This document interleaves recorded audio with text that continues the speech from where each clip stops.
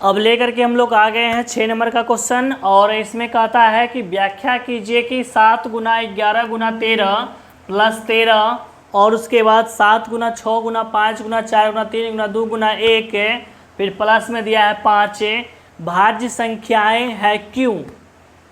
भाज्य संख्याएं हम लोग जो है इसमें बताएंगे कि ये संख्या भाज्य संख्या क्यों है। तो सबसे पहले यहाँ पे संख्या जो दिया गया है 2 ठो दिया गया है, तो और उसमें से क्या करेंगे, उसमें से एक वाला जो है पहला वाला जो है इसको मान लेते हैं, ये ए वाला है। माना कि ये जो है पहला वाला संख्या को ए मान लेते हैं और दूसरा वाला को ले लेते हैं बी। ठीक है, तो पहला में लिखेंगे 7 गुना 11 गुना 13।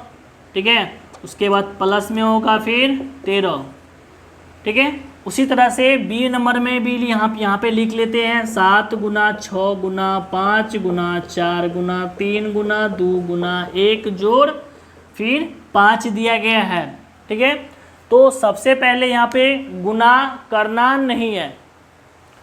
किसे गुना नहीं करना है, ये जो संख्या दिया गया है इसे गुना करके फिर 5 से प्लस नहीं करना है। तो नहीं करना है तो क्या करना है, तो सबसे पहले यहाँ देखिए कि नंबर जो दिया गया है बीच में प्लस जो दिया गया है, इस प्लस से पहले जो संख्या है 1 13 और प्लस के बाद में भी 1 13 है, अर्थात ये 13 जो है कॉमन आएगा। जब हम लोग 13 कॉमन लेते हैं तो इसमें बचता क्या है 7 गुना 11 गुना यहाँ पे आ जाएगा 1, उसके बाद फिर आ जाएगा 1 फिर 13 ब्रैकेट में। अब इसको गुना करेंगे 77 प्लस 1 होगा, फिर a बराबर 13 गुना, इसको जोड़ करके लिखेंगे कितना हो जाएगा 78। ठीक है, 13 गुना 78 आ गया है। तो सबसे पहले यहाँ पे देखिए कि 13 गुना जो 8 आया है इसे हम लोग गुना करने वाले नहीं हैं। ठीक है, गुना अगर कर देते हैं तो वो संख्या हमारा भाज्य नहीं निकलेगा। ठीक है, तो गुना मतलब कि भाज्य संख्या निकालने के लिए कम से कम हमको यहाँ पे क्या चाहिए, उसके अभाज्य गुणनखंड में जो है कम से कम एक वाला मान जो आना चाहिए, एक ठो। ठीक है, अर्थात यहाँ पे हम लोग लिख सकते हैं 13 और 13 गुना 78 है ना यहाँ पे, तो अतः यह लिखेंगे अतः यह भाज्य संख्या है। भाज्य संख्या है क्यों है, क्योंकि इसके अभाज्य गुणनखंड में, क्योंकि इसके अभाज्य गुणनखंड में, अभाज्य गुणनखंड में एक को छोड़कर, एक को छोड़ करके, ठीक है, एक को छोड़ करके अन्य दो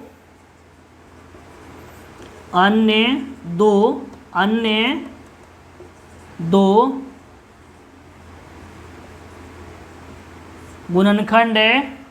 अन्य दो गुणनखंड है।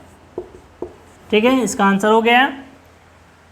इसी प्रकार से आप इसे भी हल कर सकते हैं। तो सबसे पहले यहाँ पे देखते हैं हल करके कि यहाँ पर आता क्या है कॉमन। प्लस से पहले वाला संख्या में देखिए यहाँ पे 1 5 है और दूसरा यहाँ पे प्लस के बाद 5 है, तो 5 हमारा क्या जाएगा कॉमन, क्या है ना। तो अब इसके बाद ब्रैकेट में बचेगा 7 गुना 6 गुना, इस 5 की जगह पर 1 लिखेंगे, गुना 4 गुना 3 गुना 2 गुना 1 जोड़ फिर 5 की जगह पे आ जाएगा 1 5। उसके बाद ये सभी संख्या को गुना करेंगे। ठीक है, तो गुना करने पे आ जाएगा 1008 प्लस 1, फिर b बराबर लिखेंगे 5 गुना, इन दोनों को जोड़ के लिखेंगे 1009 होगा। फिर यहाँ पे भी देखेंगे कि यह एक क्या है, भाज्य संख्या है और भाज्य संख्या रहने के साथ साथ जो है इसका अभाज्य गुणनखंड जो है ना, सेम लिखना है। अभाज्य गुणनखंड जो है इसका अन्य 2 गुणनखंड इसका और भी है, यानी इसका जो गुणनखंड आया है हम लोग का 2 ठो संख्या आया है, तो यहाँ पे लिखेंगे अतः यह भाज्य संख्या है, क्योंकि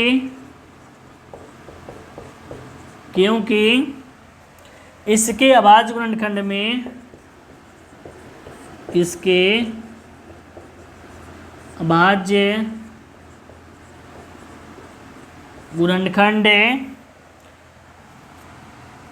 गुणनखंड में एक को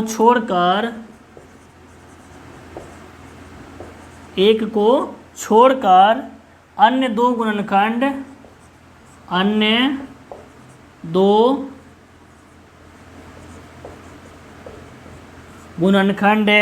है। ठीक है, इसका भी आंसर पूरा हो गया। तो अब आगे मिलते हैं 7 नंबर का क्वेश्चन में। ठीक है, तब तक जो है आप इसे समझिए और इसे हल करिए, और 7 नंबर का क्वेश्चन भी इसे ध्यान से देखिएगा। धन्यवाद।